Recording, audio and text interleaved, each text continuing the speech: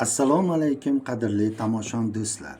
Iltimos videoroligimiz keng tarqalishi uchun like bosib kanalimizga obuna bo'lishni unutmang. Alloh barchangizdan rozi bo'lsin. Alloh mo'jizasi bo'lgan voqea asosida yozildi. Bir ayol turmushga chiqqaniga bir necha yillar o'tib ketsa ham hech farzandli bo'lmas emish. Kunlardan bir kuni Allohning fazli ila orzusi ushalib, bo'yida bo'lib qolibdi.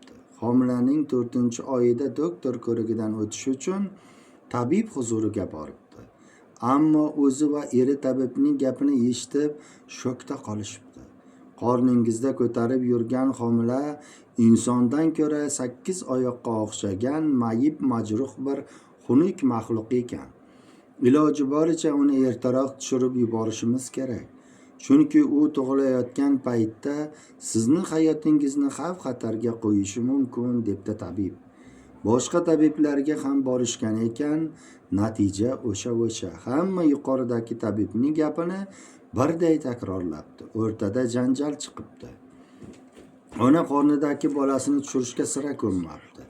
Er esa nima qilasan?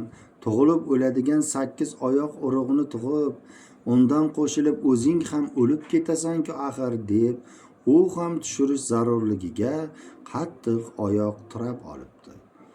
Ayol esa o'zi aytganida qolib, mayli, bu Allohning rozi bo'lib meni taqdirimga yozgani, men ham o'l zotni yozganiga chin dildan roziman. Mayib bo'lsa ham uni ko'rib bir bag'rimga boskim kelyapti.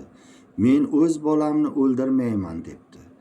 Er jahli chiqib xotinini ota-onasinikiga haydab yuboribdi. Homila oylari bir-birini quvib o'tib, ayolning ko'z yoraydigan vaqti ham yetib kelibdi. Shunda kutilmagan hodisa ro'y beribdi. Otaga kutilmaganda quda tomondan telefon kelib qolibdi.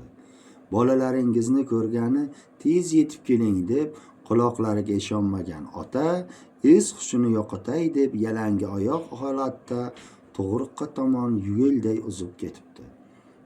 Ajablanmagan o'sha 8 oyoqqa o'xshagan maxluq bor yo'g'i 4 ta murg'ak farzand ekan.